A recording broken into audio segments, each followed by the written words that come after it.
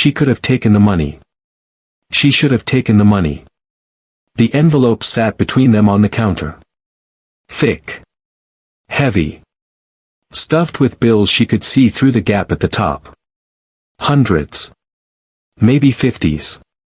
Enough to make the eviction notice on her door disappear. Enough to turn the lights back on when the power company finally gave up on her promises. Enough to eat something other than rice and eggs for a week.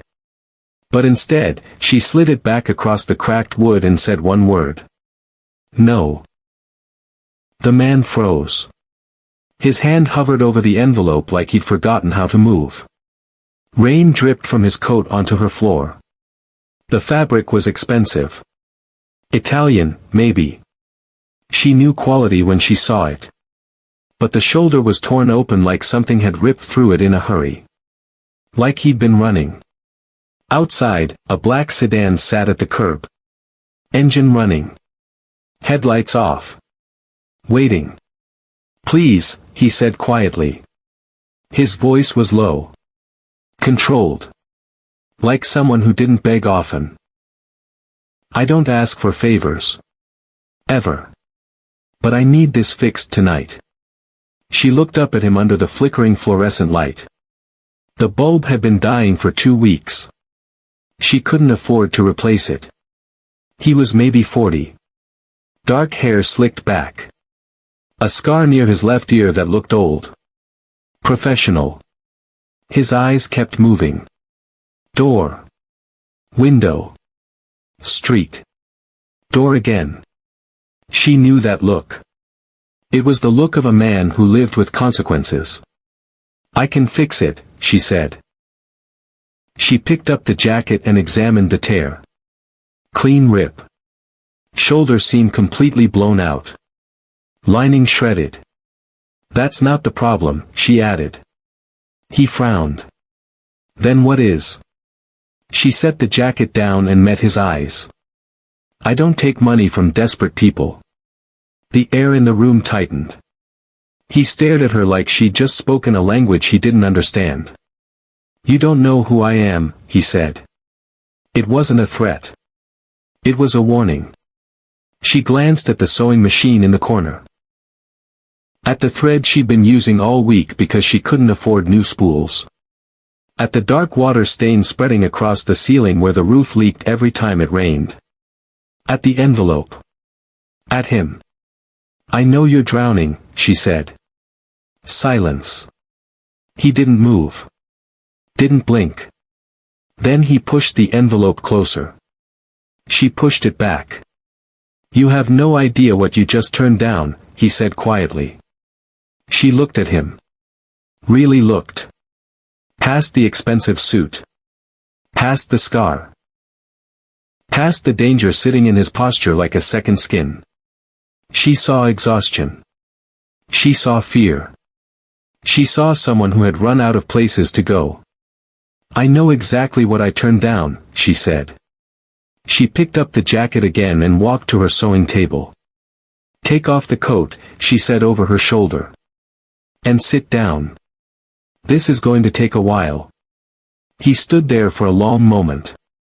Then he did what she said. Her name was Althea Monroe. She was 42 years old. She had been sewing since she was 9. Her mother used to say that every stitch was a promise. That when you fixed something for someone, you were binding yourself to them. Thread to fabric. Person to person. Althea used to believe that. Now she just believed in surviving. But tonight, survival looked like a man in a torn suit sitting in her shop at 9 o'clock while the rain hammered the windows and the power flickered like a candle about to go out. What's your name? She asked as she threaded the needle. Marco. She nodded like it didn't matter. It probably did. You do this a lot, he asked. Fix things for free. Only when I shouldn't. He almost smiled. Almost. You're gonna regret this, he said. Probably. She started working. Her hands moved fast. Steady. She'd done this 10,000 times. Maybe more. Torn seams. Busted zippers. Hems that gave up. Fabric that couldn't hold its shape anymore. People brought her their broken things. She made them whole again. The lights flickered once. Twice. Then went out completely. Marco stiffened in his chair. "Relax," Althea said. She didn't even look up. "I've worked in worse." She stood and walked to the back room. Came back with 2 candles. Lit them. Set them on the table. The shop glowed soft and gold. She sat back down and kept stitching. "You're not scared?" Marco asked. "I'm tired," she said. "There's a difference." Thunder cracked outside. Close. The windows rattled. Marco watched her work in the candlelight. Watched the way her hands moved. Calm. Focused. Like nothing in the world could shake her. "My mother used to sew," he said quietly. Althea didn't stop stitching. "Yeah. Yeah." He leaned back in the chair. "She made all my clothes when I was a kid.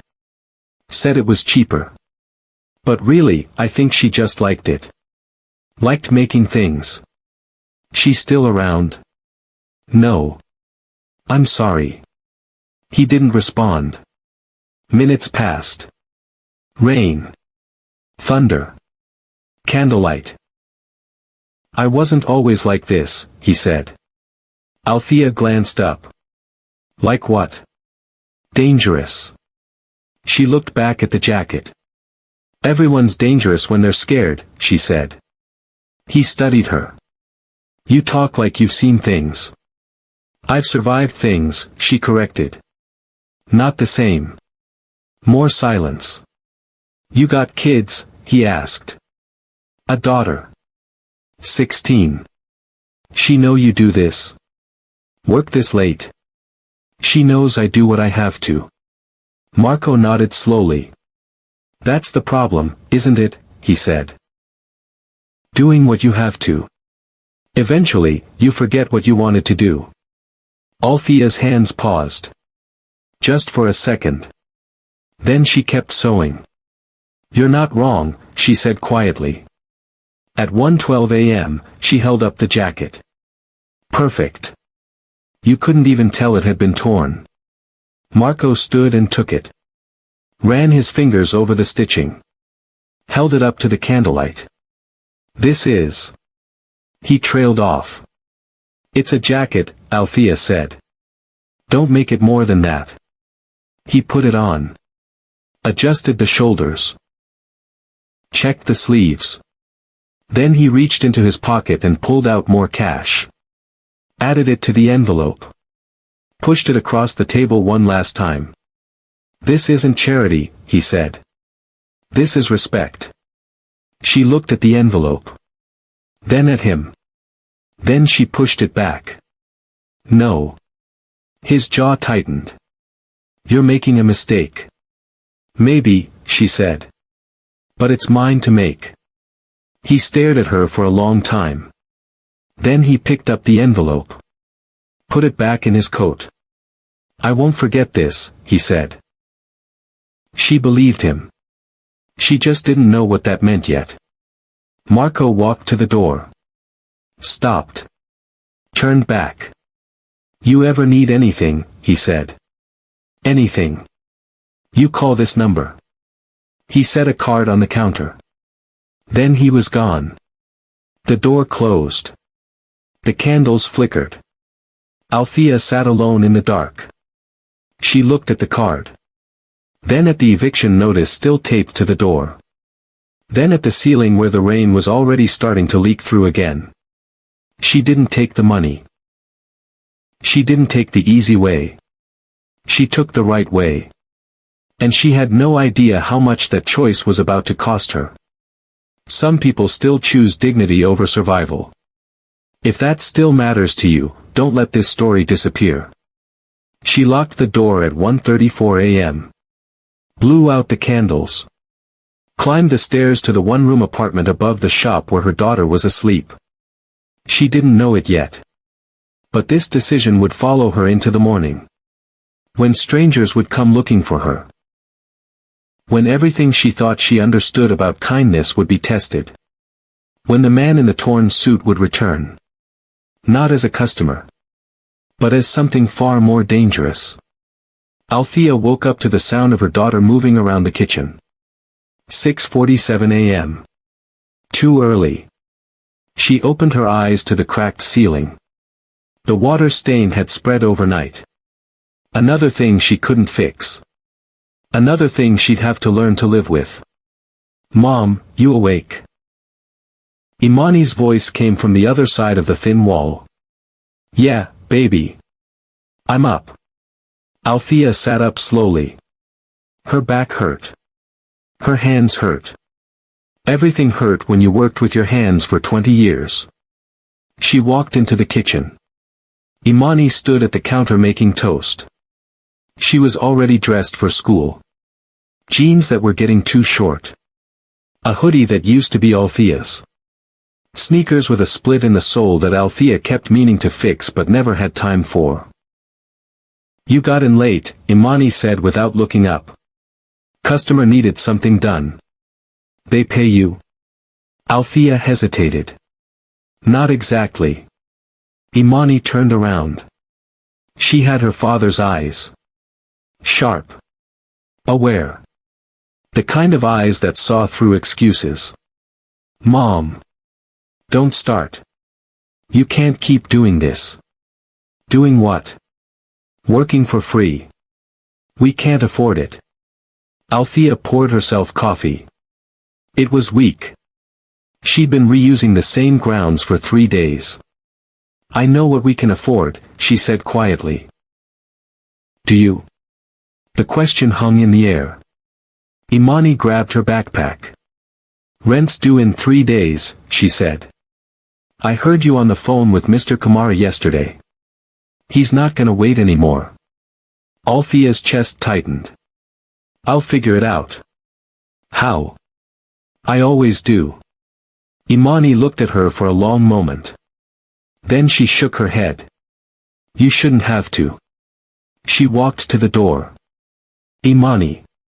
Her daughter stopped. "I'm trying," Althea said.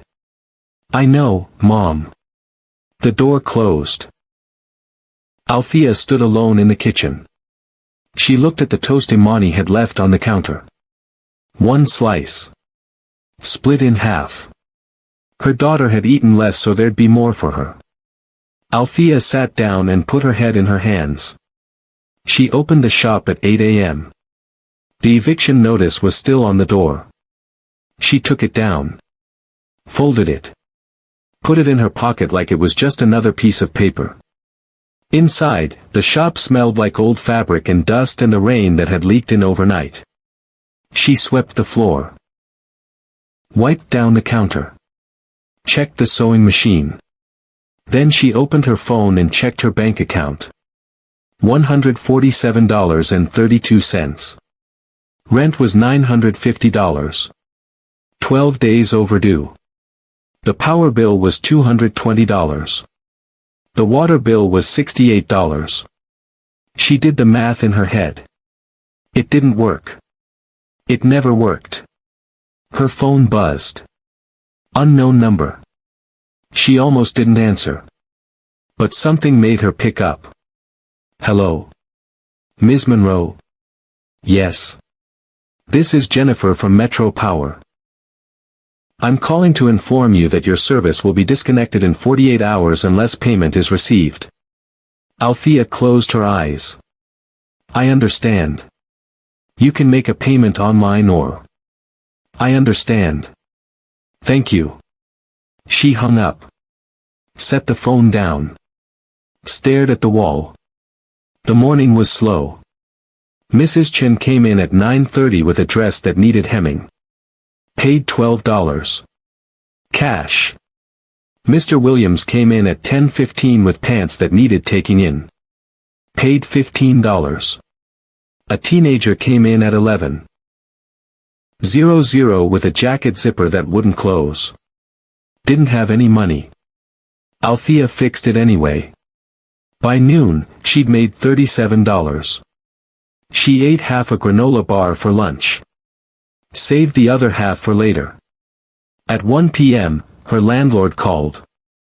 Althea. Mr. Kamara. Hi. You know why I'm calling. I do. I've been patient. I know. I appreciate that. But I can't keep being patient. I have bills too. I understand. I'll have it by Friday. You said that last week. I know. But I mean it this time. Silence. Friday, Althea. Or I have to start the process. Friday. I promise. He hung up. She sat there holding the phone. Friday was in 2 days. She had $147. She needed $950. The math still didn't work. At 3:30 p.m., Imani came home from school. She didn't say anything. Just dropped her backpack by the door and started sweeping even though Althea had already swept that morning. You don't have to do that, Althea said. I know. They worked in silence for a while. Then Imani spoke. Destiny's mom asked if I wanted to come over for dinner tonight. Althea looked up. You should go. I don't want to leave you here alone. I'm fine, baby. You're not eating enough. I'm eating. No, you're not. I see you. You give me the bigger portions. You skip breakfast. You. Imani. Her daughter stopped. I'm your mother, Althea said gently. That's what I do. Imani's eyes got wet. It's not fair. Life's not fair. But we keep going anyway. Imani wiped her face. I'm getting a job. No, you're not. You're staying in school. Mom, I can help. No. Althea stood up and walked over to her daughter. Put her hands on her shoulders. You are going to finish high school. You are going to go to college. You are going to have a life that's better than this. But what about you? I'll be fine. You keep saying that. Because it's true. Imani looked at her. I don't want to lose you. Althea pulled her close. You're not going to lose me. I'm not going anywhere. They stood there holding each other in the middle of the shop. Outside, the sun started to set. Imani left for dinner at 5 p.m. Althea locked the door behind her and watched her walk down the street until she disappeared around the corner. Then she went back inside. The shop was quiet. She sat at her sewing table and looked at the pile of work she still had to finish. Mrs. Rodriguez's dress. Mr. Thompson's suit jacket. The choir robes for the church that she'd promised to finish by Sunday. She'd do it all for barely enough to cover the thread she used. But she'd do it anyway. Because that's what her mother taught her. Every stitch is a promise. Her phone buzzed. Text message. Unknown number. She opened it. You still have the card I gave you? She froze. She knew exactly who it was. Marco. She looked at the card sitting on the counter where she'd left it last night. She'd thought about throwing it away a dozen times. But she hadn't. She picked up the phone and typed back. Yes. 3 dots appeared. Then disappeared. Then appeared again. Good. You're going to need it. Her heart started beating faster. What does that mean? No response. She waited. 1 minute. 2 minutes. 5. Nothing. She set the phone down. Looked at the card again. Then at the eviction notice in her pocket. Then at the empty shop. She didn't know what was coming. But she could feel it. Something was changing. Something was already in motion. At 7:45 p.m., she made herself tea. Sat by the window. Watched the street. A few cars passed. A couple walking their dog. A kid on a bike. Normal. Everything looked normal. But it didn't feel normal. At 8:30 p.m., a black car drove by slowly. It didn't stop. But it slowed down in front of her shop. Then kept going. Althea's stomach tightened. At 8:55 p.m., the same car came back. This time it parked across the street. The engine turned off. No one got out. Althea stood up. Walked to the door. Looked out through the glass. The windows of the car were tinted. She couldn't see inside. But she knew someone was watching. Her phone buzzed again. Don't open the door for anyone tonight. Lock everything. I'll explain tomorrow. Marco. Her hands started shaking. What did I do? She whispered to herself. She locked the door. Double-checked it. Turned off the lights. Went upstairs. Checked the locks on the apartment door too. Then she sat on the edge of her bed in the dark. And waited. At 9:47 p.m., Imani came home. Althea heard her footsteps on the stairs. The door opened. Mom. I'm here, baby. Imani walked into the bedroom. Why are all the lights off? I was just resting. Imani looked at her. You okay?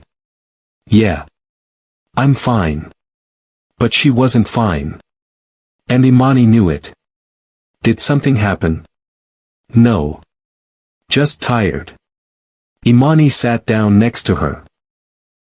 You're scaring me. Althea took her daughter's hand. I'm sorry. I didn't mean to. Everything's okay. Promise? Althea squeezed her hand. Promise. But even as she said it, she knew it was a lie. Because across the street, the black car was still there.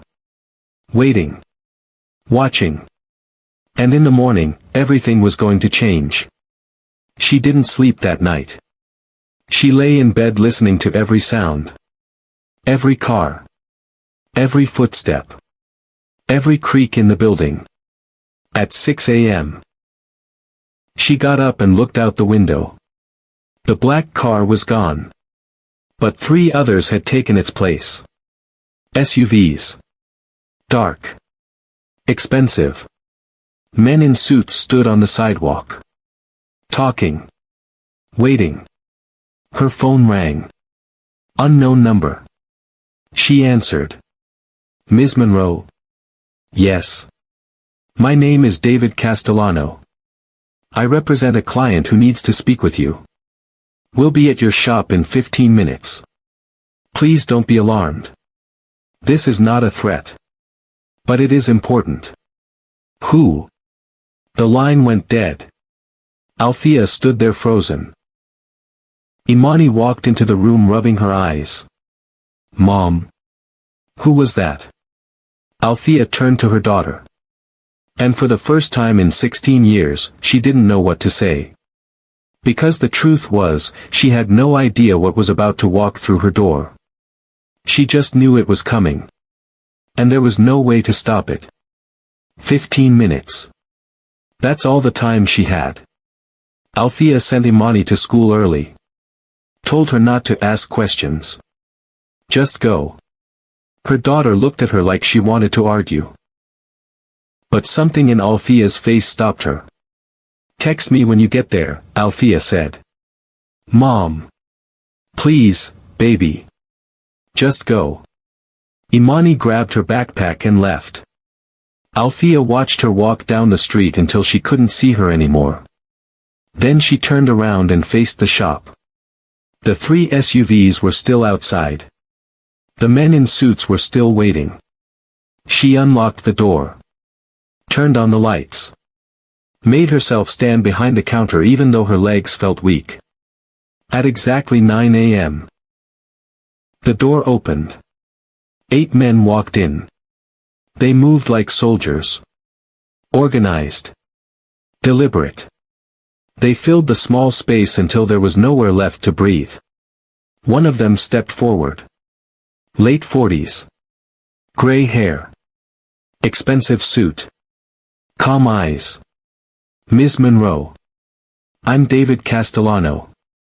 Thank you for seeing us. I didn't really have a choice, she said quietly. He almost smiled. No. I suppose you didn't. He gestured to the others. These are my associates. We won't take much of your time. May we sit? There were only 2 chairs in the shop. They didn't sit. Neither did she. You provided a service last night, Castellano said. To a man named Marco. Althea's throat went dry. I fixed a jacket. Yes. You did. He pulled out a folder. Set it on the counter. Do you know who Marco is? He told me his name. That's all. Castellano opened the folder. Inside was a photograph. Marco. Standing with a group of men. All of them in expensive suits. Behind them, a building she recognized from the news. Beneath the photo, a headline. Alleged crime boss linked to federal investigation. Her knees went weak. I didn't know, she whispered. We know, Castellano said. That's why we're here. She looked up at him. Am I in trouble? He paused. No, Ms. Monroe. You're not in trouble. Then why? You're in danger. The room tilted. One of the other men stepped forward. Handed her a bottle of water. Sit down, Castellano said gently. She did. Her hands shook as she opened the water. Took a sip. I don't understand, she said. Castellano pulled up the other chair. Sat across from her. Marco has enemies, he said. A lot of them.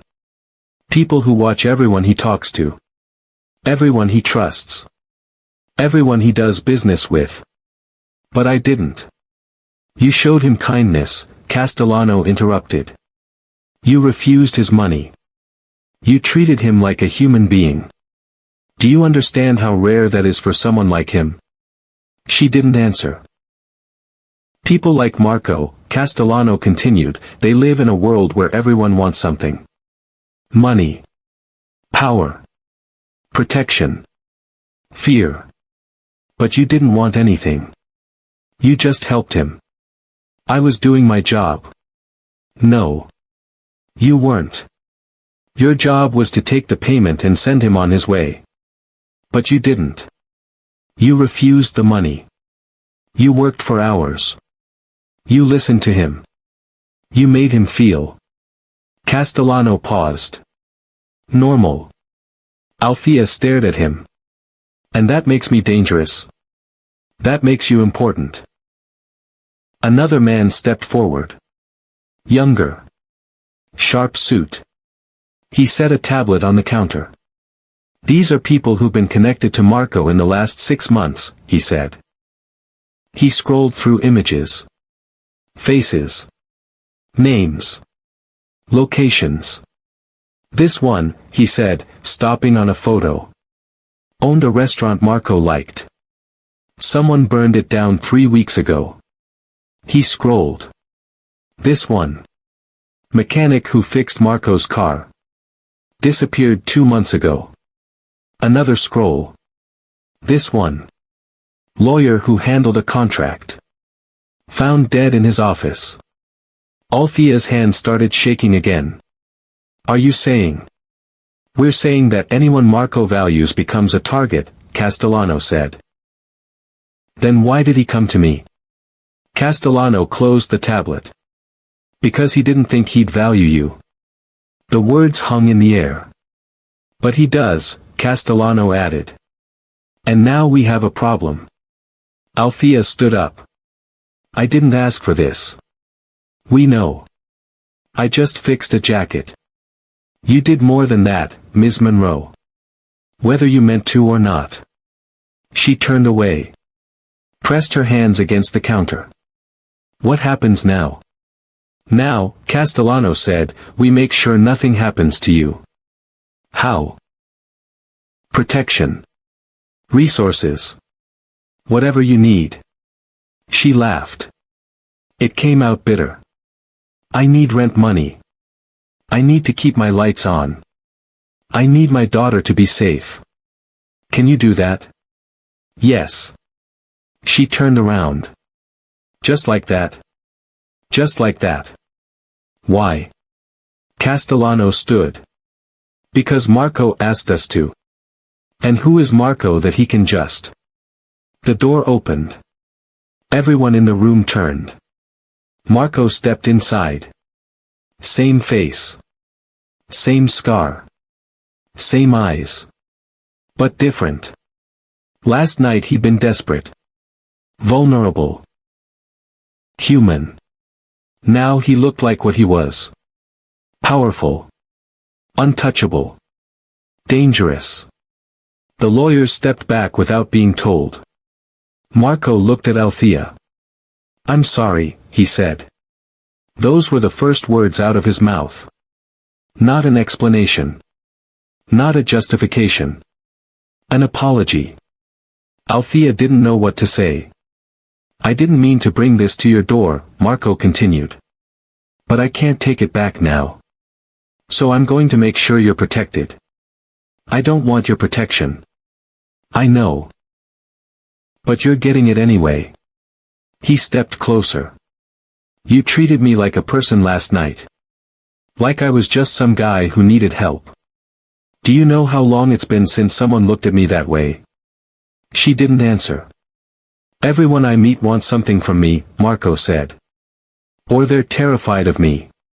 Or they hate me. But you? You didn't care who I was. You just saw someone who needed help. And you helped. That doesn't mean.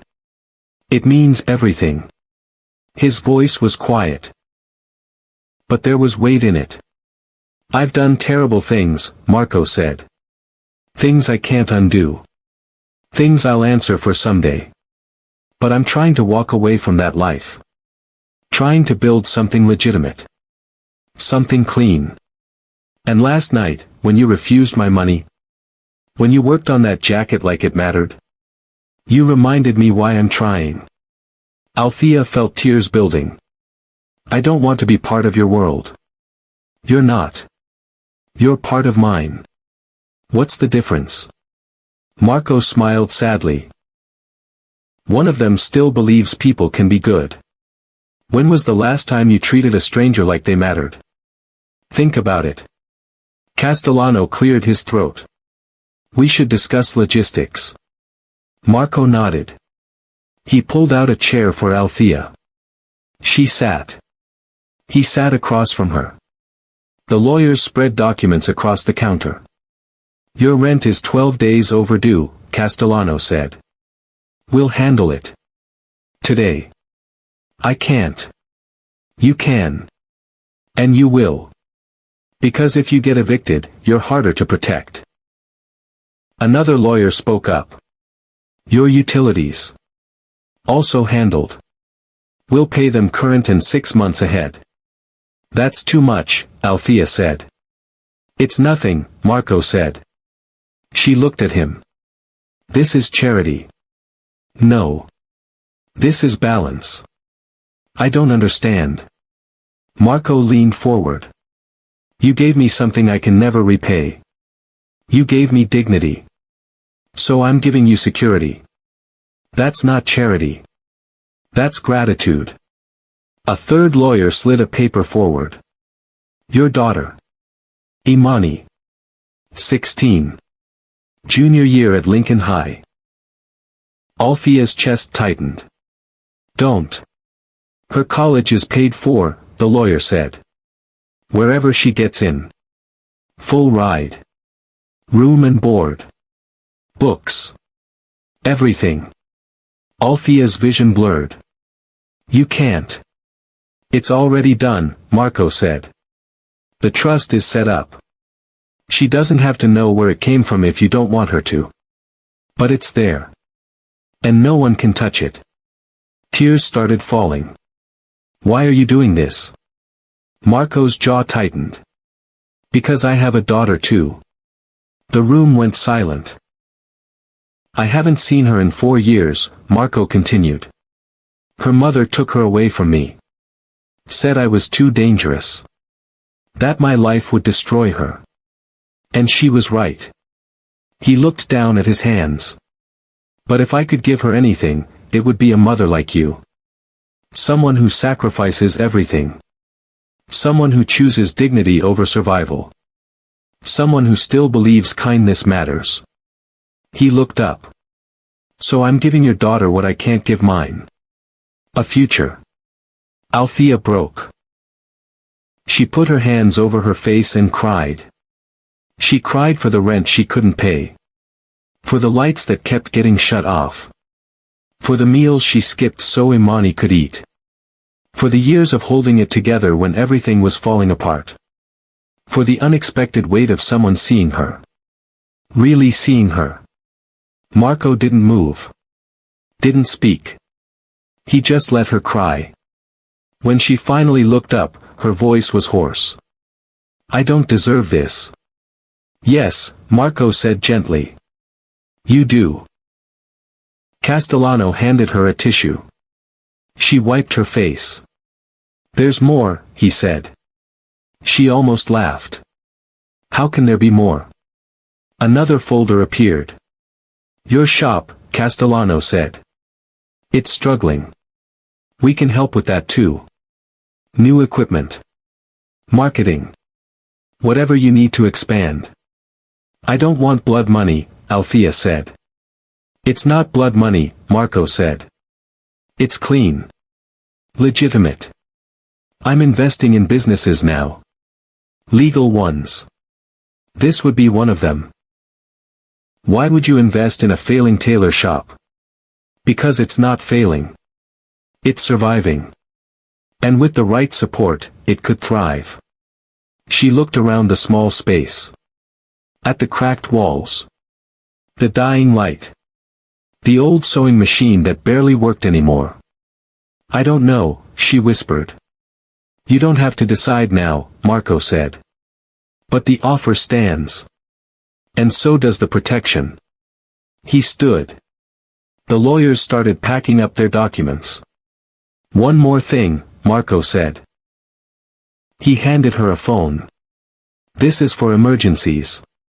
My number's already programmed. You need anything. You see anything strange. You feel unsafe. You call. She took the phone. I don't know what to say. Say you'll let me do this. Say you'll let me try to balance the scales. She looked at him for a long time. Then she nodded. Okay. Relief crossed his face. Thank you. The lawyers filed out. Marco was the last to leave. At the door, he stopped. That jacket you fixed, he said. I was wearing it when someone tried to kill me. The bullet went through the shoulder. That's what tore it. Althea's breath caught. You fixed the hole, Marco continued. But you also fixed something else. You reminded me I'm still human. That I can still be saved. He opened the door. I won't forget that. Then he was gone. Althea stood alone in the shop. The morning sun streamed through the windows. Everything looked the same. But nothing was the same. She looked at the phone in her hand. At the card on the counter. At the documents the lawyers left behind. Her life had just changed. She could feel it. And she had no idea if it was for better or worse. 2 weeks passed. Quiet weeks. Almost too quiet. The rent got paid. Althea didn't have to do anything. She came home one day and found a receipt slipped under her door. Paid in full. 6 months ahead. Just like they said. The power stayed on. The water stayed on. For the first time in 3 years, she didn't wake up wondering which bill she'd have to ignore. But peace felt strange when you weren't used to it. Imani noticed. "You're different," she said one morning over breakfast. "Different how?" "I don't know. Less tired. But more worried." Althea poured coffee. "I'm fine." "You keep saying that." "Because it's true." But it wasn't true. Because every morning when Althea opened the shop, she saw them. Cars parked across the street. Different ones each day. But always there. Men in suits. Standing on corners. Drinking coffee. Reading newspapers. Watching. She knew they were Marco's people. Protection, he'd called it. It felt more like a cage. On day 16, the first package arrived. Delivered by a man in a dark suit who didn't smile. "For the shop," he said. Inside was a new sewing machine. Industrial grade. Top of the line. The kind she dreamed about but could never afford. There was no card. No note. She knew who it was from. The next day, fabric arrived. Boxes of it. Premium materials. Silks. Wools. Linens. Enough to fill half the shop. Day 18 brought new lighting. Professional installation. Day 19 brought a new sign for the front window. She didn't ask for any of it. But it kept coming anyway. And with each delivery, the men across the street multiplied. More cars. More watchers. More shadows. "Mom, who are those guys?" Imani asked one afternoon. They were standing at the window. 3 men in suits stood on the corner. Not hiding. Not pretending. Just there. "Security," Althea said. "For what?" "For the shop." "Why would we need security?" Althea didn't have an answer that wouldn't scare her daughter. "It's complicated." "That's not an answer. It's the only one I have right now." Imani looked at her. "Something happened, didn't it? That night you worked late." Althea turned away from the window. "I helped someone. And now they're helping me back. That's all." "Who?" "Someone who needed it." "Mom." "Imani. Please. Trust me. Everything's okay." But the look in her daughter's eyes said she didn't believe her. And Althea couldn't blame her. Because she didn't believe it either. On day 21, the phone Marco gave her rang for the first time. 3:47 a.m. Althea grabbed it, heart racing. "Hello? Ms. Monroe. This is Castellano. I'm sorry to wake you. There's been a situation." Her blood went cold. "What kind of situation?" "Nothing that affects you directly. But we're increasing security for the next 48 hours. You'll see more people around the shop. Don't be alarmed." "What happened?" "Someone made a move against Marco. It's been handled. But we're being cautious." "Is he okay?" A pause. "Yes. He's fine. But tensions are high right now. Stay inside tonight. Don't open the shop tomorrow. We'll let you know when it's safe. I can't just close." "Ms. Monroe. This isn't a request." The line went dead. Althea sat in the dark holding the phone. Through the window, she saw headlights. 2 more SUVs pulled up. Men got out. Spread across the street. She'd never felt more trapped in her life. She didn't sleep the rest of the night. At 6 a.m., Imani woke up.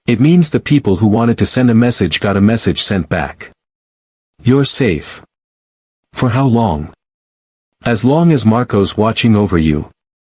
And if something happens to him? Castellano paused. Then we have other arrangements in place. That didn't make her feel better. At 6 p.m., the cars started leaving. One by one. By 7 p.m., only 2 remained. By 9 p.m., the street looked almost normal again. Almost. Althea made dinner. Spaghetti. Imani's favorite. They ate in silence. Can I ask you something? Imani said. Of course. Are we in danger? Althea set down her fork. She could lie. Tell her everything was fine. That it was just precaution. But Imani deserved the truth. Maybe, Althea said. I don't know. But there are people making sure we stay safe. Because of the person you helped. Yes. Was it worth it? Althea thought about Marco's face in the candlelight. About his voice when he talked about his daughter. About the way he'd looked at her when he said she'd reminded him he was still human. Yes, she said. It was worth it. Imani nodded slowly. Okay. Then I trust you. Althea reached across the table and took her daughter's hand. I won't let anything happen to you. I promise. I know, Mom. But promises felt like paper in a storm. And the storm wasn't over yet. That night, Althea couldn't sleep again.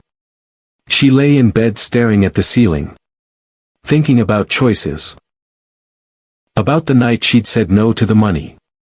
About how one decision could ripple out and change everything. She'd wanted to do the right thing.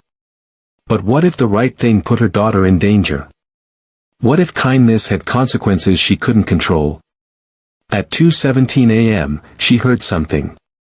A sound outside. She got up. Went to the window. A figure stood across the street. Just standing there. In the shadows. Watching her window. Her heart started racing. She grabbed the phone Marco gave her. Finger on the call button. But then the figure stepped into the streetlight. Marco. Just standing there. Looking up at her window. She opened it. What are you doing? She called down quietly. Making sure you're okay. At 2 in the morning. That's when people need protecting most. She should have been angry. Should have told him this was too much. But instead, she felt something else. Safe. For the first time in weeks, she felt safe. You should go home, she said. I will. Soon. Marco. I know. But let me do this. Let me keep you safe. She looked at him standing there. This man who'd built an empire on fear. Who'd done terrible things. Who'd hurt people. But who was standing in the street at 2 a.m. to make sure she could sleep. Thank you, she said softly. He nodded. Then he turned and walked to his car. She watched him drive away. And realized something that terrified her. She was starting to care about him. Really care. Not just gratitude. Not just obligation. Something deeper. Something dangerous. Something that felt a lot like the beginning of something she couldn't take back. Some stories deserve to be seen, not forgotten. The next morning, she opened the shop. Business was slow at first. But by noon, customers started coming back. Mrs. Chen with another dress. Mr. Williams with a shirt. The teenager with the broken zipper came back with a backpack to repair. Life resumed. Almost normal. Except for the 2 men who sat in a car across the street all day. Except for the phone that never left her pocket. Except for the way she kept looking at the door hoping Marco would walk through it. At 5 p.m., he did. No lawyers. No bodyguards. Just him. In jeans and a black shirt. Looking less like a crime boss and more like the man she'd met in the rain. "Hi," he said. "Hi. I wanted to check on you. Make sure everything's okay." "It is." He looked around the shop. At the new machine. The new lights. The boxes of fabric. "It's coming together," he said. "Thanks to you." "Thanks to you," he corrected. "I'm just giving you the tools. You're the one doing the work." They stood there for a moment. Then Althea spoke. "Why are you really here?" Marco met her eyes. "Because I can't stop thinking about you." The air in the room changed. "Marco. I know. I shouldn't say that. I know this is complicated. I know my life is dangerous. But I can't help it. You got inside my head that night. And I can't get you out." Her heart was racing. "This can't happen. I know. I know what I am. But I'm trying to be different. For you. Because of you. That's too much pressure. Then I'll carry it. But I had to tell you. I had to be honest." She didn't know what to say. So she said nothing. Marco nodded like he understood. "I'll go," he said. He turned to leave. "Marco." He stopped. "Thank you. For last night. For standing outside. For making sure we were safe." He looked back at her. "Always," he said. And then he was gone. Althea stood there alone in the shop. Heart pounding. Mind racing. Because everything had just shifted again. And she didn't know if she was ready for where it was going. But she knew one thing. She couldn't walk away now even if she wanted to. Because somewhere between the rain and the money and the fear and the protection, something had taken root. Something neither of them had asked for. But something neither of them could ignore. 3 days after Marco's confession, Althea found herself sitting in a coffee shop she'd never been to before. Castellano had called that morning. "Marco wants to meet with you. Somewhere neutral. Somewhere safe." "Why?" "Because you deserve to know the truth. All of it." Now she sat at a corner table watching the door. It was 2 p.m. The place was half empty. A few students with laptops. An elderly couple sharing a muffin. Normal people living normal lives. She missed that. The door opened. Marco walked in wearing a baseball cap and sunglasses. Trying to blend in. He couldn't. There was something about him that pulled attention even when he tried to hide. He sat down across from her. Took off the sunglasses. "Thank you for coming," he said. "Did I have a choice?" "You always have a choice." She didn't respond. A waitress came over. Marco ordered black coffee. Althea ordered tea she didn't want. When the waitress left, silence filled the space between them.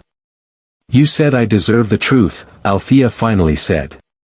"So tell me." Marco leaned back. "What do you want to know?" "Everything. Who you really are. What you really do. Why people want to kill you." He nodded slowly. "Okay." He took a breath. "My name is Marco Santoro. I'm 41 years old.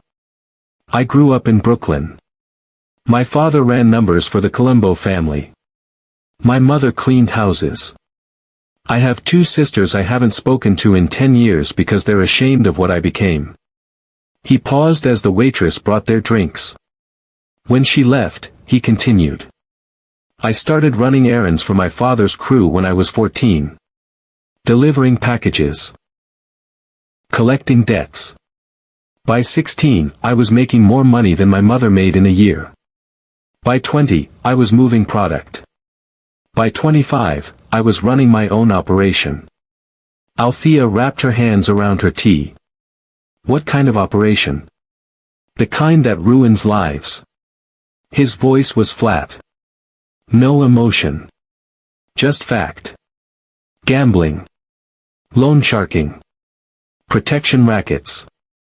I convinced myself I was just providing services people wanted. That I wasn't hurting anyone who didn't deserve it. That's what you tell yourself when you're building an empire on other people's suffering. Why are you telling me this? Because you need to know what you're getting involved with. You need to know who I am. What I've done. I didn't ask to get involved. I know. But you are. And that's my fault. So you deserve the truth. He took a sip of coffee. 5 years ago, things got bad. Territorial disputes. A rival crew tried to move into our area. People got hurt. People died. I gave orders that I can't take back. His jaw tightened. I killed people, Althea. Not with my own hands. But with my words. With my decisions. I killed fathers. Sons. Brothers. And I told myself it was necessary. That it was survival. That it was the life I chose. She felt sick. But she didn't look away. Then my wife left, Marco continued.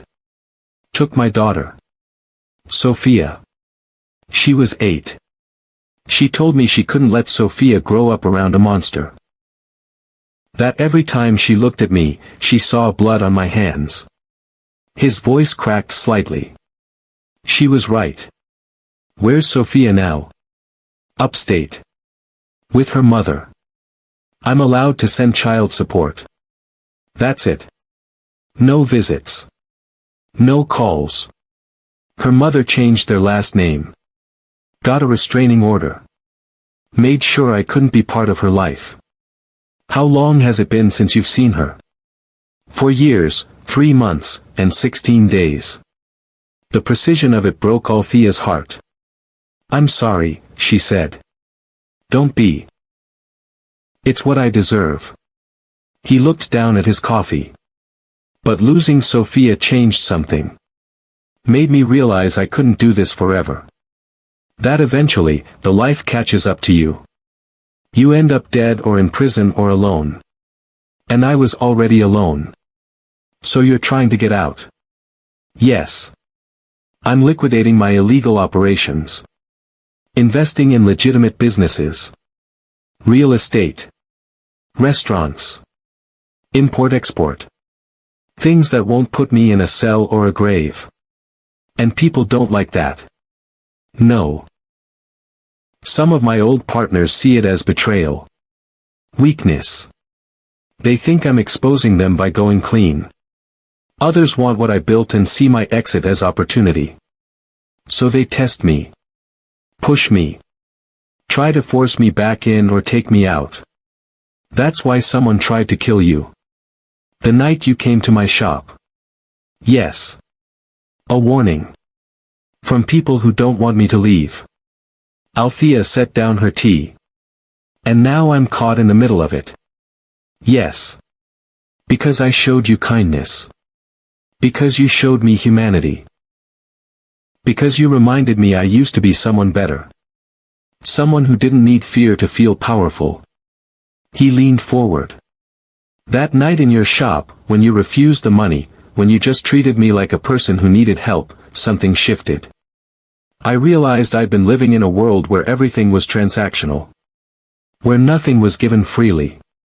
Where kindness was a weakness people exploited. It is a weakness. No. It's strength. It's the hardest thing in the world to be kind when you have nothing. And you had nothing. You were drowning. I could see it. But you still helped me. You still refused payment. You still chose dignity. His eyes were intense now. Focused completely on her. You saved my life that night. Not from the bullet. From myself. From the idea that I was too far gone to change. You proved I was wrong. Ever met someone who changed you without trying? Hold on to them. The world doesn't give you many. Althea didn't know what to say. So she asked a different question. What happens now? Now I finish what I started. I cut ties with the last of my illegal operations. I pay my debts. I make peace with the people I can make peace with. And I eliminate the threats I can't negotiate with. Eliminate? Protect myself. Defend what's mine. I'm not looking for war. But I won't run from it either. And me? You stay protected. You stay safe. You live your life. And when this is over, when I'm fully clean, maybe. He trailed off. Maybe what? Maybe you'll let me take you to dinner. Somewhere nice. Somewhere normal. Like regular people. We're not regular people, Marco. We could be. She wanted to believe him. God, she wanted to believe him. But belief was dangerous when bullets were real. I need time, she said. I need to think about all this. I understand. And I need to know that Imani will be safe.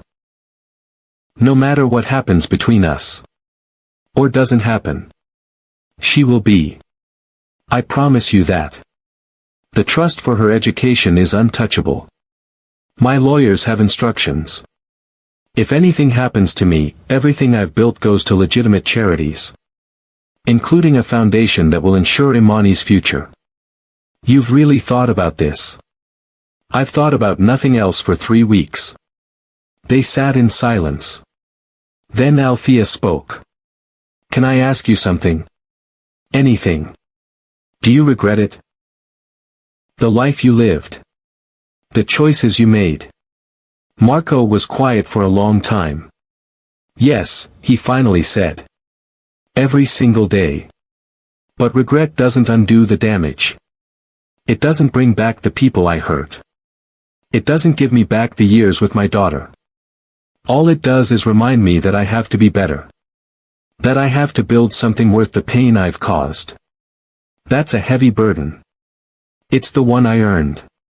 She looked at him. Really looked. Past the scar. Past the danger. Past the reputation. She saw a man trying to climb out of a hole he'd dug himself.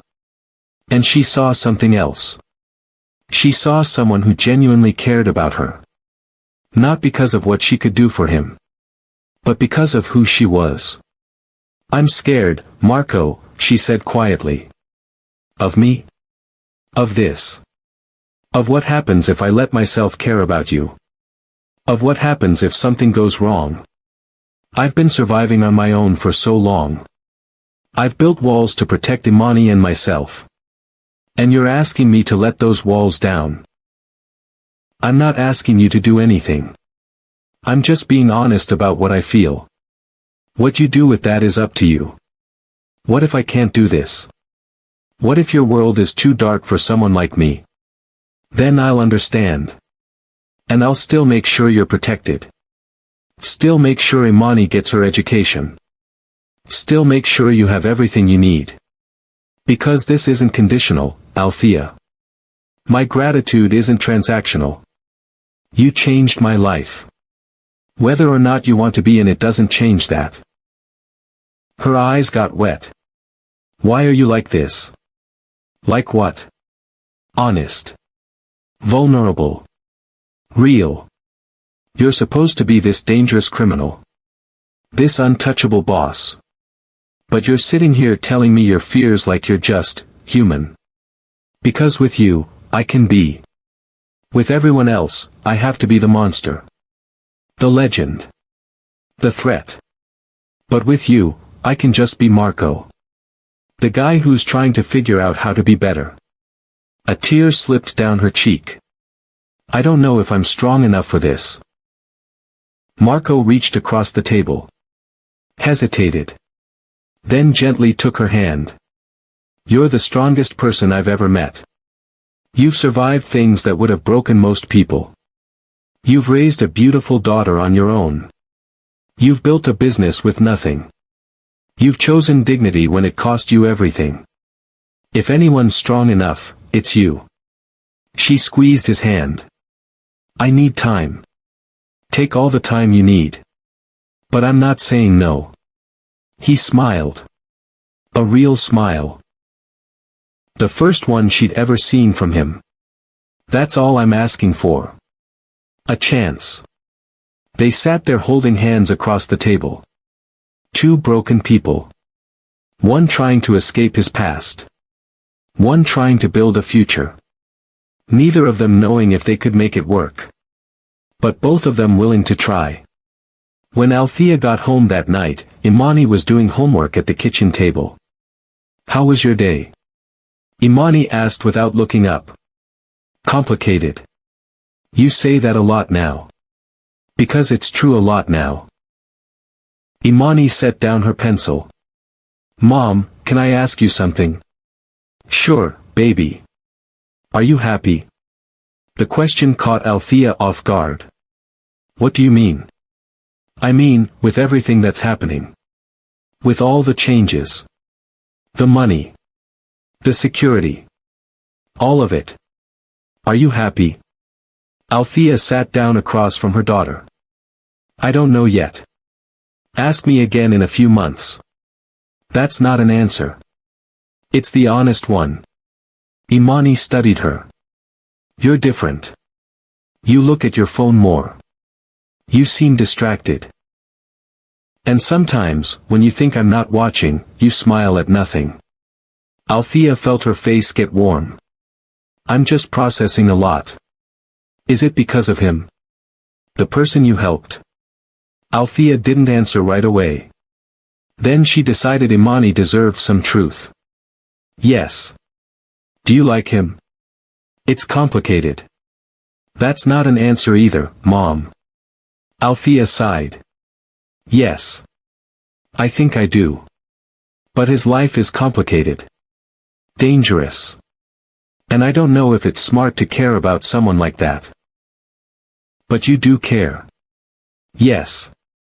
Imani reached across the table and took her mother's hand. Then maybe that's what matters. You've spent my whole life taking care of me. Sacrificing for me. Maybe it's okay to let someone take care of you for once. Tears came to Althea's eyes. When did you get so wise? I learned from the best. They sat there holding hands. Mother and daughter. Both of them trying to navigate a world that had suddenly become bigger and more complicated and more hopeful than either of them had imagined. I love you, baby, Althea said. I love you too, Mom. And whoever this person is, if they make you smile like that, they can't be all bad. If only it were that simple, Althea thought. But she didn't say it out loud. Instead, she held her daughter's hand and let herself believe that maybe, just maybe, things could work out. That maybe kindness could lead to something beautiful instead of something broken. That maybe the man in the rain could become something more. That night, the phone Marco gave her buzzed. A text. Thank you for today. For listening. For not running. Sleep well. She stared at the message for a long time. Then typed back. You too. She almost left it at that. But then she added one more line. And Marco? Thank you for being honest. It means more than you know. 3 dots appeared. Then disappeared. Then appeared again. You make me want to be honest. You make me want to be better. That's everything. She set the phone down. Looked out the window at the street below. At the car that was always there now. At the life that had become hers. And for the first time in years, she felt something she'd almost forgotten. Hope. Dangerous, fragile, impossible hope. But hope nonetheless. The first threat came on a Tuesday. Althea was opening the shop when she saw it. Spray painted across her front window in red. Wrong choice. Her hands went numb. She pulled out the phone Marco gave her. Before she could dial, a car pulled up. Two men got out. Marco's security. "We saw it on the cameras," one of them said. "We're handling it." "Handling it how?" "By finding out who did it. And making sure they understand it was a mistake." The way he said it made her stomach turn. "I don't want anyone hurt because of me." "Too late for that, Ms. Monroe. This is a message. We have to send one back." Within an hour, the window was being cleaned. Within 2 hours, Marco called. "Are you okay?" "No. I'm not okay. Someone threatened me. On my shop. Where my daughter could have seen it." "I know. And I'm handling it. Like your men are handling it. By hurting people." Silence on the line. "Marco, I can't do this. I can't live in a world where violence is the answer to everything." "Then what do you want me to do?" "I don't know. But not that." He was quiet for a moment. "Okay. I'll find another way. Promise me."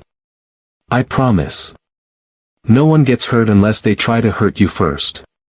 "Is that fair?" It wasn't fair. None of this was fair. But it was the best she was going to get. "Okay. I'm coming by tonight. To check on you." "You don't have to." "Yes, I do." He hung up. Althea stood there holding the phone. Outside, workers were replacing the window. Customers walked by, staring. Mrs. Chen came to the door. "Althea?" "What happened?" "Just some vandalism. Kids, probably." "That didn't look like kids." "No. It didn't." But Althea couldn't explain the truth. So she lied. And hated herself for it. Business was slow that day. Word had spread about the window. People were scared to come in. By 3 p.m., Althea had made $20. She sat at her sewing machine staring at nothing. The door opened. She looked up, expecting a customer. Instead, a man walked in. 50s. Gray hair. Expensive suit. She'd never seen him before. But she knew immediately he was dangerous. "Ms. Monroe," he said. His voice was smooth. Cultured. "Can I help you?" "I hope so. My name is Vincent Torino. I'm an associate of Marco's. Or I was, before he decided to abandon his responsibilities." Her blood went cold. "I don't know what you're talking about." "Of course you don't. You're just the tailor who fixed his jacket. Innocent. Uninvolved." He walked closer. "Except you're not uninvolved anymore, are you? Marco's protecting you. Investing in you. That makes you leverage." "I didn't ask for any of that." "Doesn't matter what you asked for. Matters what you got." He stopped at her counter.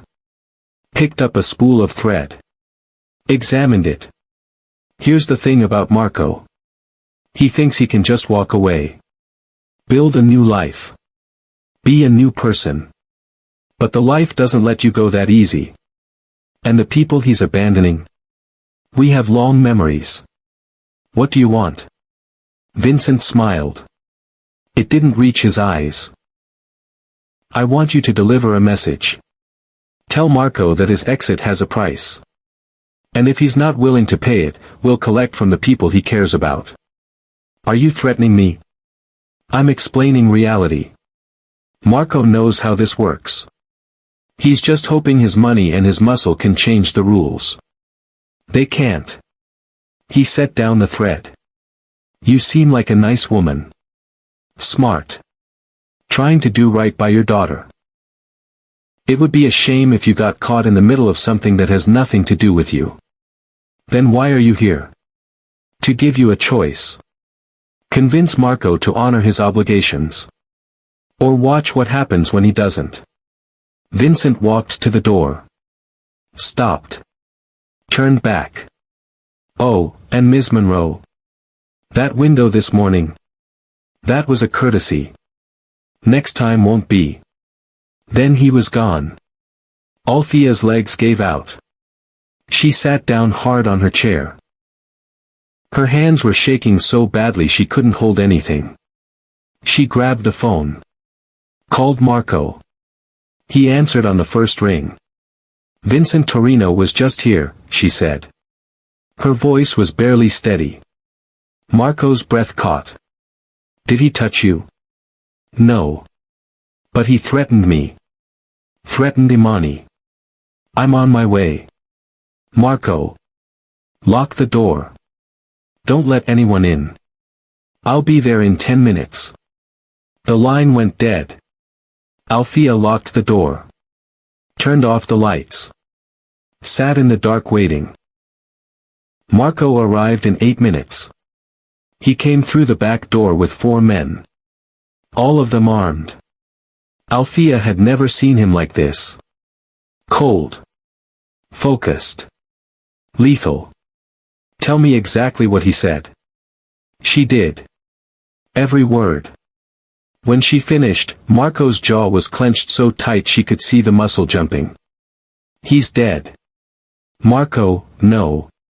He threatened you. He threatened Imani. He's dead. That's not the answer. It's the only answer. His voice echoed in the empty shop. They stared at each other. Then Marco closed his eyes. Took a breath. When he opened them again, some of the fury had faded. I'm sorry. I shouldn't have yelled. I'm scared, Marco. I know. I don't want anyone to die because of me. This isn't because of you. This is because of me. Because I'm trying to leave and they're trying to drag me back. But I won't let them hurt you. I won't. One of his men stepped forward. Boss, we should move her. Safe house. Until this blows over. No, Althea said immediately. I'm not leaving my home. I'm not running. Althea. No, Marco. I already gave up my peace. I'm not giving up my home too. Then we increase security. Round the clock. Inside and outside. So I live in a prison. So you live. Period. She wanted to argue. But the fear in his eyes stopped her. He wasn't trying to control her. He was trying to save her. Okay, she said quietly. But I need to talk to Imani. She needs to know what's happening. I'll be there when you do. If that's okay. She nodded. Yeah. That's okay.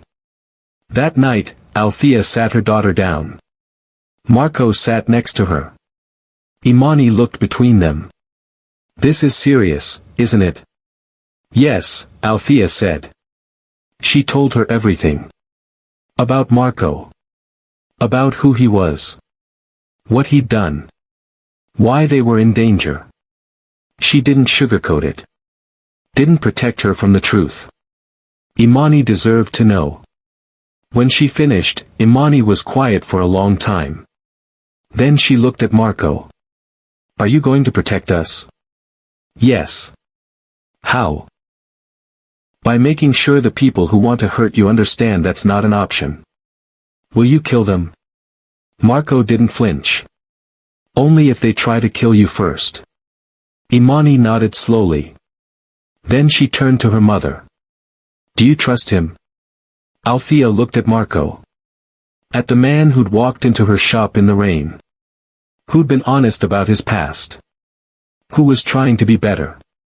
Who'd put his life on the line for her and her daughter. Yes, she said. I do. Imani took a deep breath. Okay. Then so do I. Relief flooded Marco's face. Thank you. Don't thank me yet. If anything happens to my mom, I'll find a way to make you pay for it. Althea almost laughed. Almost. Because her 16-year-old daughter had just threatened a mob boss. And he'd smiled like he respected her for it. That night, Marco stayed. Security was posted outside. Inside. Everywhere. Althea made tea. They sat at the small kitchen table. I'm sorry, Marco said. For bringing this into your life. You've said that already. I'll keep saying it until it's true. It's already true. I know you're sorry. But sorry doesn't change what's happening. No. It doesn't. They sat in silence. Can I ask you something? Althea said. Anything. Vincent said you're abandoning your obligations. What did he mean? Marco rubbed his face. When you're in this life, you make agreements. Partnerships. Some of them are about business. Others are about loyalty. When I decided to go clean, I had to renegotiate everything. Most people understood. They took their share and walked away. But Vincent and a few others. They see my exit as betrayal. They think I owe them more. Do you? Legally? No. The agreements are satisfied. But in their minds, they think I owe them forever. That once you're in, you're never really out. So what do? I prove them wrong. I finish the transition. I make it clear that I'm done. And I deal with anyone who can't accept that. By dealing with, you mean? I mean protecting what's mine. Which now includes you. The way he said it sent a shiver through her. Not fear. Something else. I'm not yours, Marco. He looked at her. I didn't mean it like that. I meant you're under my protection. That's all. But his eyes said something different. And she felt it too. This pull between them. This impossible, dangerous connection. This is crazy, she whispered. I know. We barely know each other. I know. Your life is. I know. She looked at him. But I can't stop thinking about you. His breath caught. Althea. I know I shouldn't. I know it's dangerous and stupid and probably going to end badly. But I can't help it. Every time you leave, I worry you won't come back. Every time my phone rings, I hope it's you. Every time. He leaned forward and kissed her. Soft. Careful. Like he'd been wanting to for weeks. She froze for half a second. Then kissed him back. When they pulled apart, they were both breathing hard. I'm sorry, Marco said. I shouldn't have. Don't apologize. But. Marco. Don't. She touched his face. I'm terrified. Of you. Of this. Of what happens if I let myself care. But I think I already do. And that scares me more than anything Vincent Torino could ever do. He took her hand. I'm scared too. I haven't felt this way since my ex-wife. Since before everything went wrong. You make me feel human again. Like I'm worth saving. And that's terrifying because if I lose you. Don't think about that. I have to. Because losing you would destroy me. They sat there holding hands. Two people drowning. Reaching for each other in the dark. What do we do? She whispered. We survive. We fight. We protect what matters. And us? He smiled sadly. We figure it out. One day at a time. She nodded. Okay. One day at a time. Sometimes silence hurts more than words, share this if you agree. That night, Marco slept on the couch. Security rotated shifts outside. Althea lay in bed staring at the ceiling. Thinking about choices. About the moment she opened the door. About how one act of kindness had led to this. She didn't regret it. Not yet. But she was starting to understand the cost. And she wondered if she was strong enough to pay it. Outside, footsteps on the stairs. Marco checking the locks. Making sure they were safe. And despite everything, despite the fear and the threats and the impossible situation, she felt something she hadn't felt in years. Protected. Not just physically. Emotionally. Like someone actually cared whether she lived or died. Like she mattered. And maybe that was worth the danger. Maybe that was worth the risk. Maybe that was worth everything. The next morning, Vincent's body was found in the river. Marco swore he had nothing to do with it. But the look in his eyes said otherwise. And Althea realized something that made her blood run cold. The man she was falling for was capable of things she couldn't even imagine. And she had no idea if love could survive that. Or if she even wanted to find out. The news broke at 6:47 a.m. Althea was making coffee when her phone buzzed. Not Marco's phone. Her regular one. A news alert. Body found in East River. Organized crime links suspected. She opened it with shaking hands. Vincent Torino's face stared back at her from the screen. Dead. Her stomach turned. She ran to the bathroom and threw up. When she came out, Marco was standing in the kitchen. He must have let himself in. Or maybe security had called him. She didn't care. Did you do it? She asked. Her voice was cold. Distant. Marco didn't look away. No. Don't lie to me. I'm not lying. I didn't kill Vincent. But I know who did. Who? People who wanted him gone before I could negotiate with him. People who want this war to continue because they profit from chaos. And you had nothing to do with it. Marco's jaw tightened. I made it known that Vincent crossed a line. That he threatened someone under my protection. That there would be consequences. But I didn't pull the trigger. I didn't give the order. But you knew it would happen. Silence. Didn't you? Yes, he said quietly. I knew it was possible. Althea felt something break inside her. Get out. Althea. Get out of my home. Please, let me explain. What's there to explain? A man is dead. Maybe you didn't kill him yourself, but your world did. Your reputation did. Your name did. And I'm supposed to just accept that. Vincent would have killed you. He would have hurt Imani. That doesn't make this right. Her voice cracked. I'm a tailor, Marco. I fix clothes. I help my neighbors. I raise my daughter. I don't live in a world where people end up dead because they threaten me.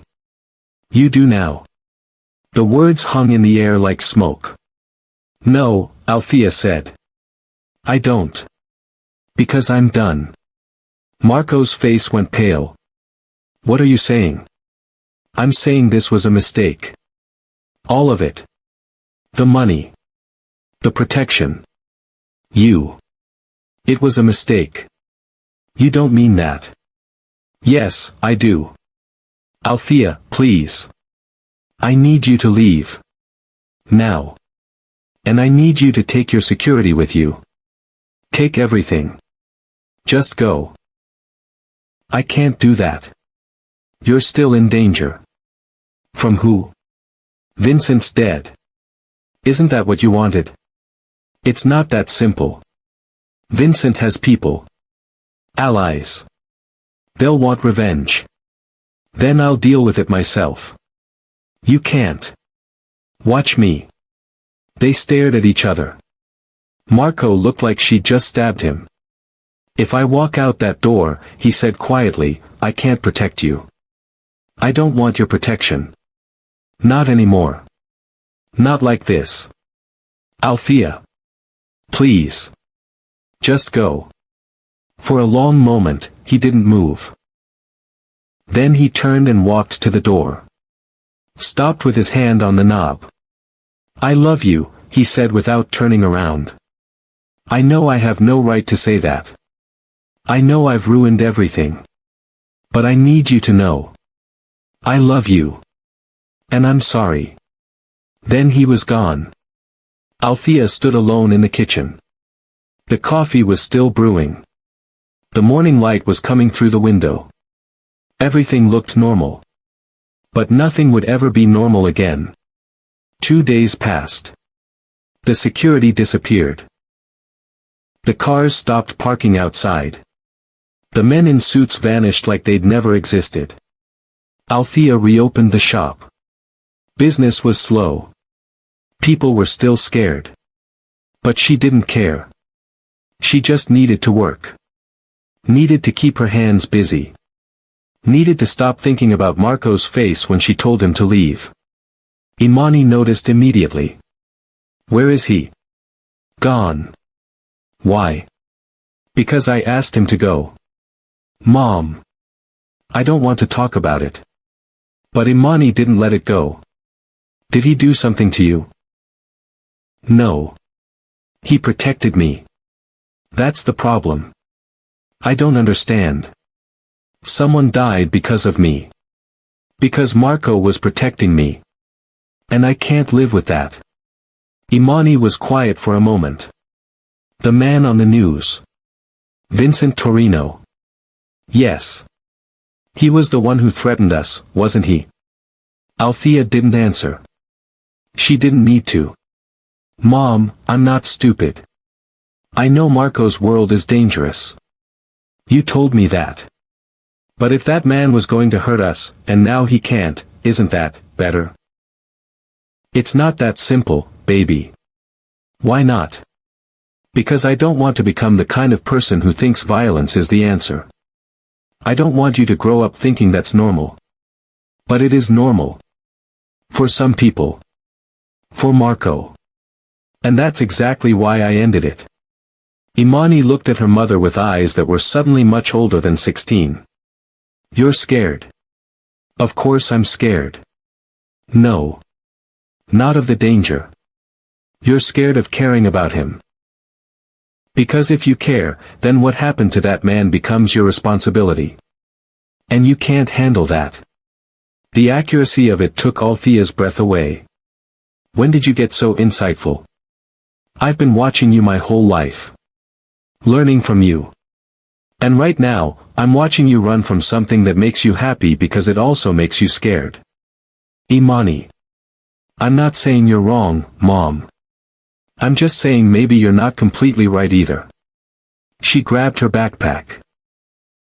I'm going to school. Think about it, okay? Then she was gone. Althea stood alone in the shop. And realized her daughter was right. She was scared. Not of the danger. But of what caring about Marco meant. About who she'd become if she accepted his world. That night, Althea couldn't sleep. She kept checking her phone. No calls. No texts.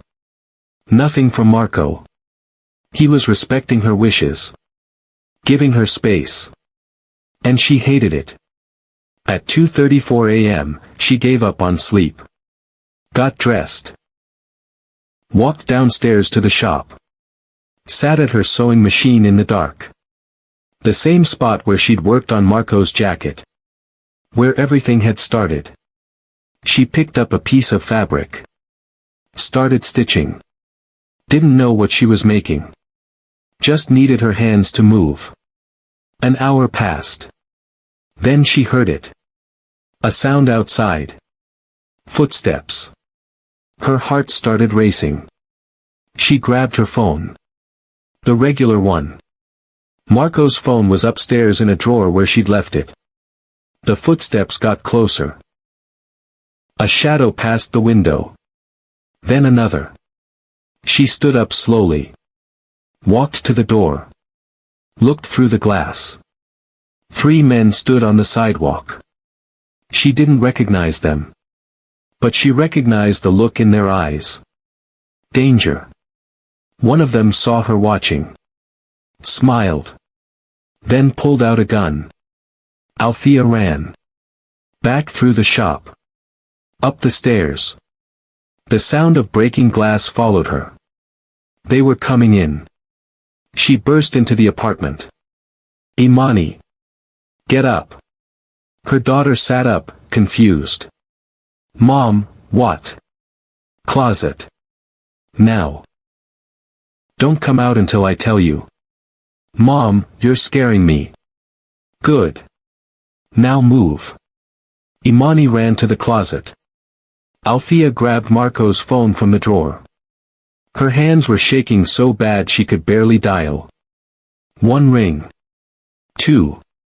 3. Pick up. Please pick up. 4 rings. Then his voice. Althea? He sounded wide awake. Like he hadn't been sleeping either. They're here. 3 men. They broke in. They have guns. Marco, I. Footsteps on the stairs. Heavy. Purposeful. Where's Imani? Marco's voice was ice. Closet.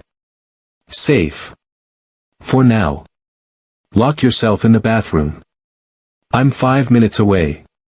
Marco. 5 minutes. Don't open the door for anyone but me. The line went dead. Althea ran to the bathroom. Locked the door. Pressed her back against it. Outside, she heard them moving through the apartment. Opening doors. Searching. One of them laughed. Come out, wherever you are. Another voice. Older. Cold. Vincent was our brother. You think killing him comes without consequences? I didn't kill him. Althea shouted. But he did. Your boyfriend. Your protector. And now you pay the price. A door opened. The closet. Imani screamed. Something primal exploded in Althea. She threw open the bathroom door. Ran toward the sound. One of the men had Imani by the arm. Dragging her out. Let her go. Althea screamed. She grabbed a lamp. Swung it. Hit him in the shoulder. He stumbled back. But didn't let go of Imani. Another man grabbed Althea.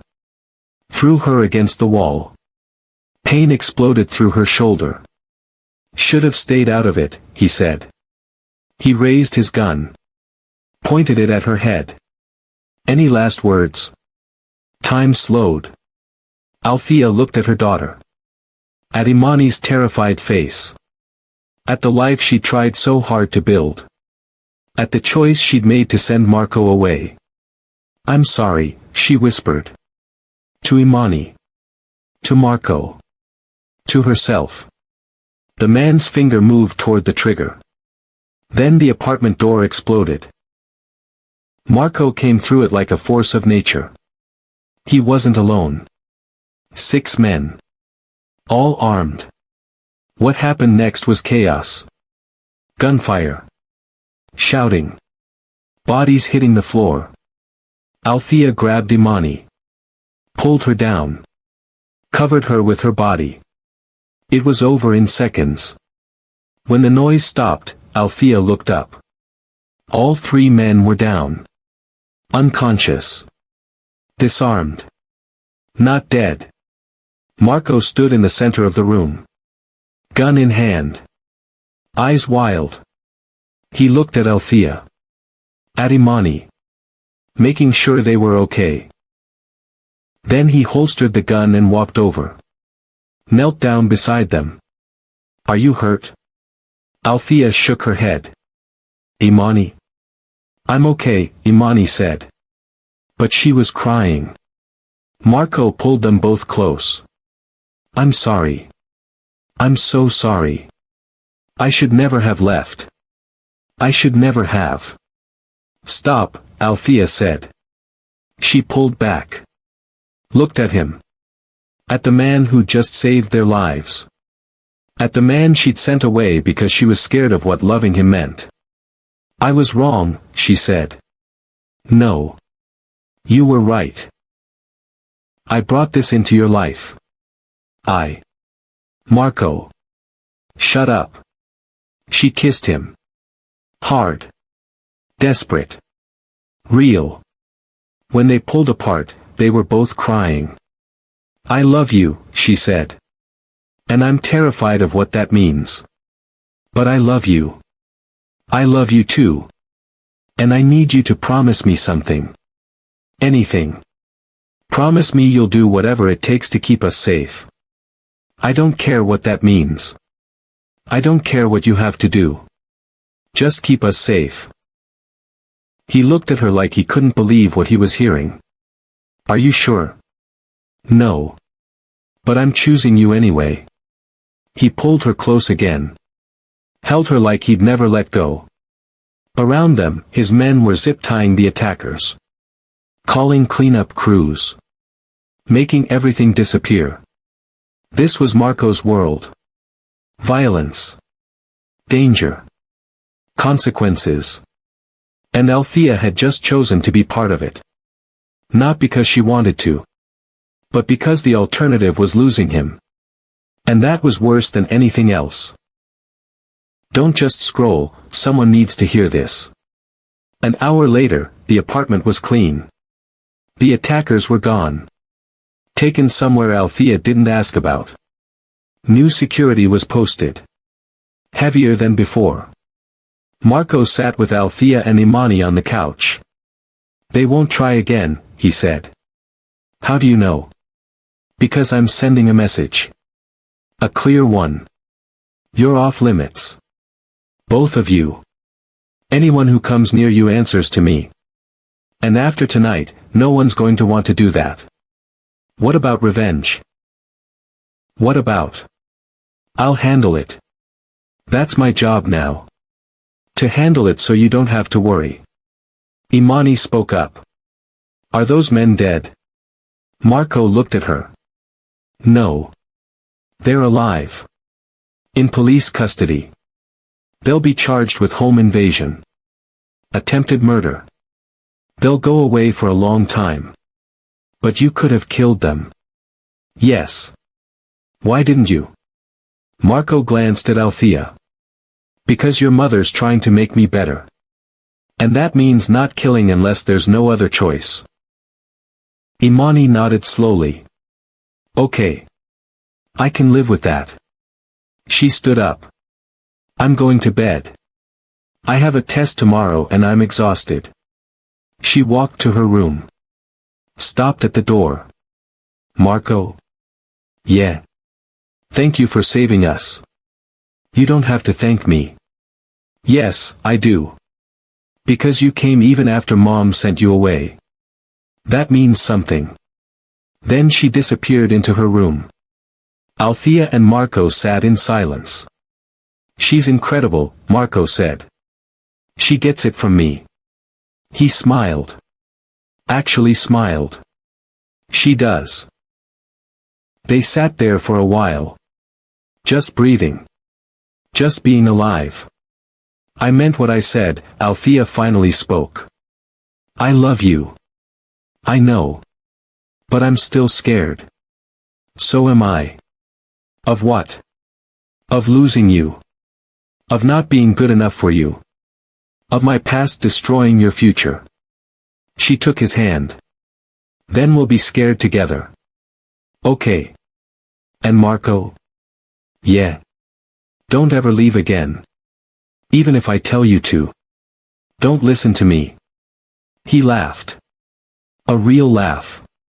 That's a dangerous promise. I'm living a dangerous life now. Might as well commit to it. He kissed her forehead. You're remarkable, you know that. I'm a survivor. There's a difference. No. You're both. They sat together until the sun came up. Two people who'd found each other in the dark. Who'd survived the night. And who were choosing to face whatever came next together. Even if it meant walking through fire.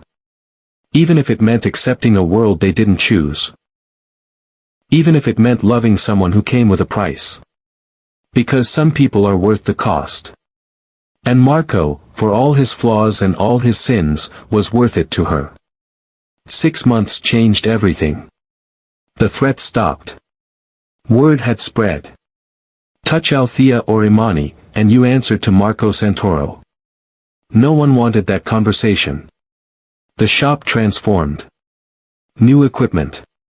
New fabrics. New hope. Althea hired 6 people from the neighborhood. Mrs. Chen's daughter who needed work. Mr. William's nephew fresh out of rehab. People who'd been forgotten. People who needed second chances. She paid them fair wages. Marco insisted. You build something good, he'd said. I make sure it stays that way. Imani's college acceptance letter arrived on a Tuesday. Howard University. Full ride. Everything covered. She cried when she opened it. Not because she was surprised. Because it was real. I did it, Mom. You did, baby. You did. That night, they celebrated. Pizza. Cheap wine for Althea. Soda for Imani. Marco showed up with flowers. For both of you, he said. He looked different now. Lighter. Like a weight had been lifted. He was out. Really out. The last of his illegal operations liquidated. Money cleaned. Businesses legitimate. He owned restaurants now. Real estate. Import companies that actually imported legal goods. He still had enemies. Always would. But he wasn't the monster anymore. Just a man trying to be better. Saturday mornings became sacred. Free tailoring for anyone who needed it. Althea would open at 8 a.m. and work until noon. People came. Single mothers. Elderly folks on fixed incomes. Kids who needed school uniforms fixed. She charged nothing. Just fixed what was broken. Marco would sit in the corner watching her work. You're beautiful when you do this, he'd say. When I sew. When you help people. You don't even realize how much you give. She'd smile and keep stitching. One Saturday, a young woman came in. 19. Scared eyes. Torn jacket. I only have $40, she said. Althea looked at her. Saw herself a year ago. This one's free. The girl's eyes filled with tears. Why? Because someone did the same for me once. As Althea worked, the girl opened up. Abusive boyfriend. Running. Scared.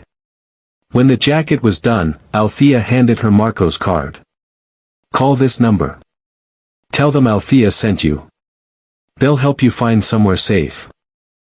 The girl looked at the card. Are you sure? I'm sure. After she left, Marco walked over. Kissed Althea's forehead. That's why I love you. You save people without even trying. I'm just doing what someone did for me. Exactly. That night, they had dinner. Just the two of them. A real restaurant. Nothing fancy. Just quiet. I've been thinking, Marco said. About what? He pulled out a small box. Althea's breath caught. I know I'm not the man you dreamed of. I know my past is complicated. But you changed my life. You showed me I could be someone better. And I want to spend the rest of my life proving you were right. He opened the box. Simple ring. Nothing flashy. Will you marry me? She looked at him. At the man who'd walked into her shop in the rain. Who'd been vulnerable. Who'd been honest. Who'd fought for her. Yes. He slipped the ring on her finger. And for the first time in years, Althea believed in happy endings. Not perfect ones. But real ones. Built on stitches and second chances. 1 year later. The shop thrived. 15 employees now. All second chance stories. Imani was thriving at Howard. Dean's List. Pre-law. Calling home every Sunday. Marco and Althea were married. Small ceremony. Just family and close friends. Life had become something Althea never thought possible. Stable. Safe. Full. Every Saturday, the free tailoring continued. People knew they could come. No judgment. No cost. Just help. It was raining that Saturday. 8:58 p.m. Althea was closing up when she heard it. The knock. Urgent. Desperate. Familiar. She froze. Marco looked up from where he was organizing fabric. You okay? That knock. It sounds like. She walked to the door. Through the glass, a young woman stood in the rain. 20. Maybe younger. Torn jacket. Scared eyes. Althea's hand shook as she unlocked the door. Please, the girl said. I know you're closed. But I need help. I can pay something. Not much. But. Come in. The girl stepped inside. Water pooled at her feet. Althea handed her a towel. What's your name? Sarah. Okay, Sarah. Show me what you need. Sarah took off the jacket. The shoulder was ripped. The lining torn. Exactly like Marco's had been. Can you fix it? Sarah asked. I have $60. Is that enough? Althea looked at the jacket. At the girl. At the fear in her eyes. She saw herself. 1 year ago. Desperate. Drowning. Hoping someone would care. This one's free, Althea said gently. I can't. Yes, you can. Sit. Tell me what happened. As Althea worked, Sarah told her story. Abusive relationship. She'd finally left. Was heading to her sister's place upstate. But needed the jacket. Her grandmother had given it to her. The only thing she had left. Althea listened. Didn't judge. Just fixed what was broken. Marco brought Sarah tea. Made some calls. By the time the jacket was done, he'd arranged safe transportation to her sister's. Sarah cried when Althea handed her the jacket. Why are you helping me? Althea thought about that night. About Marco in the rain. About the choice she'd made. Because someone helped me when I had nothing. And that kindness changed my life. Now I'm passing it forward. I'll never forget this, Sarah said. You don't have to. Just help someone else when you can. After Sarah left safely, Marco pulled Althea close. You did it again. Did what? Saved someone. Just by being you. She leaned into him. That's what we do, isn't it? We save each other. Yeah. We do. They stood there in the quiet shop. Rain against the windows. History repeating itself. But better. Always better. Kindness isn't just for the moment. It echoes. Share this if you believe one act can start a chain. And somewhere out there, Sarah would help someone else. Who would help someone else? Who would help someone else? An endless chain. Started by one woman who said no to money. And yes to humanity. 5 years later. Althea stood at the window of her shop. Not the old one. A bigger space now. 3 floors. 25 employees. But the mission stayed the same. Fix what's broken. Help who needs it. Ask nothing in return. Imani graduated law school. Top of her class. She specialized in helping victims of domestic violence. Free legal aid. I learned from the best, she told her mother at graduation. Marco was there too. Proud. Transformed. His past hadn't disappeared. It never would. But he'd built something new on top of it. Youth programs. Job training. Legitimate businesses that employed hundreds. He'd become the man Althea always believed he could be. Not perfect. But trying. Always trying. The wedding photo sat on Althea's desk. Simple ceremony. Beautiful day. She still wore the ring. Simple. Real. Like everything they'd built together. Some nights, she'd wake up and check to make sure it wasn't a dream. That the eviction notice was gone. That the lights stayed on. That her daughter was safe. That love had found her in the rain. Every Saturday morning, the free clinic continued. Bigger now. More volunteers. But Althea still worked the first shift herself. Still took the first customer. Still remembered what it felt like to have nothing. One Saturday, an elderly woman came in. My grandson told me about this place. Said you helped his girlfriend once. A girl named Sarah. Althea smiled. I remember Sarah. She's a social worker now. Helps women leave bad situations. Says it's because of what you did for her. The woman handed Althea a jacket to fix. This was my husband's. He passed last year. I can't afford to replace it. You don't have to. We'll take care of it. The woman cried. Why do you do this? Althea thought about that night. About Marco. About the choice that changed everything. Because someone showed me kindness when I had nothing left. And that kindness saved my life. So now I give it back. One stitch at a time. That evening, Marco came home. They lived in a modest house now. Nothing extravagant. Just comfortable. Safe. Theirs. How was your day? He asked. Good. Helped 12 people. Heard Sarah's making a difference. Marco smiled. See? One choice. Look what it became. Althea looked at him. At the man who'd walked into her shop desperate and dangerous. Who'd become her partner. Her husband. Her proof that people could change.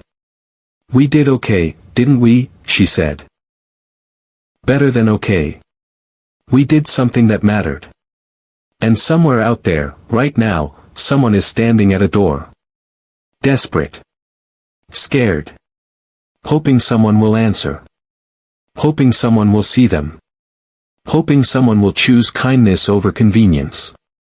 This story started with one woman who said no to money. Who said yes to humanity. Who fixed a jacket in the rain. And changed 2 lives forever. Yours could be next. Not by doing something extraordinary. But by doing something simple. Opening a door. Seeing someone. Helping when it costs you something. That's how the world changes. One stitch at a time. One choice at a time. One moment of kindness that echoes into eternity.